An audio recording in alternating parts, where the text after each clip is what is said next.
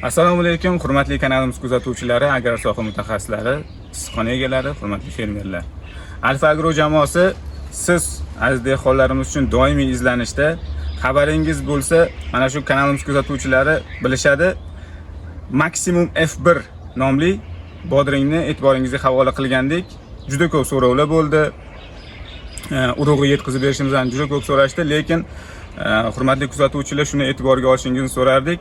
Alfa Agro jamoasi biror bir sortni, navni, gibridni juda ko'p bosqichda sinovga amalga oshiriladi. U ochiq dala bo'ladimi, issiqxona bo'ladimi, pomidor yoki bodring bo'ladimi? Bir marta ekilmaydi. Ko'p O'zbekiston turli mintaqalarida, turli sharoitlarda, turli mavsumlarda ekib ko'riladi. Mana ko'rib turganingizdek, ana o'sha Maximum F1 bodringi Toshkent viloyati Zangati tumanida yana qaytadan ekib ko'rildi.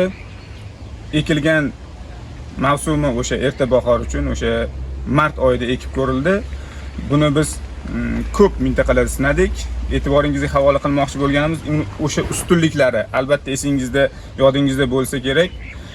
Asosiy ustunligi o'z shaklini o'zgartirmasdan, o'sha kattalashmasdan yoki o'z shaklida saqlab qolishi. Ya'ni tovarli xususiyati, transportabelligi, uni qattiqligi juda ham yuqori darajada. Ko'rib turganingizdek, hosilli ham har tomonlama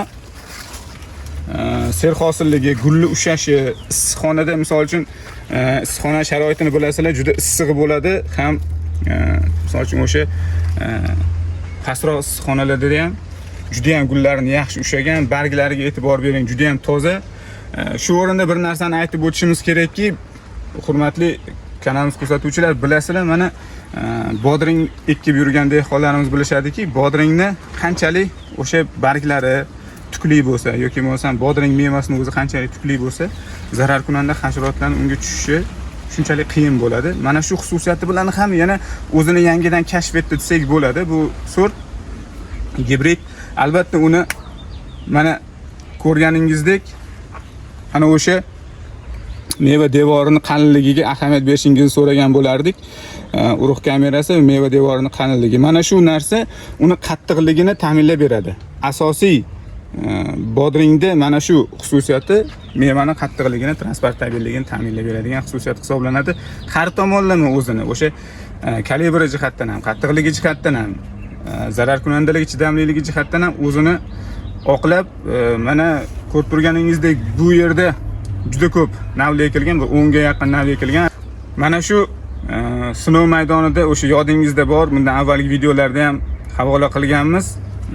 Mirishkor dehqonimiz, agronomimiz Saydullo akaning issiqxonalari, u tanish bo'lsa kerak sizlarga. Ana shu Saydullo akaning issiqxonalarida bilasizlar, 8 ta navni sinov jarayoni bo'lib o'tgan edi. Bu yerda mana hamma navlarning ichidan ham baribir o'sha Maximum F1 o'zini juda ham yaxshi ko'rsatdi. Bundan tashqari o'sha aytib o'tgandek, gullarini yaxshi ushlab qolishiga ham e'tibor berishinglarni so'ragan bo'lardik. Har tomonlama, bu misol uchun bir emas, bir necha jarayonda sinovlardan o'tib har tomonlama o'zini oqladi bu gibrid va nihoyat mana shuni siz qadrli dehqonlarimizga, fermerlarimizga Alfa Agro jamoasi tomonidan yetkazib beriladi. Mana shu Maximum F1 gibrid, bodring gibridi urug'i ana endi Alfa Agro kompaniyasi tomonidan siz qadrli dehqonlarimizga taqdim etiladi.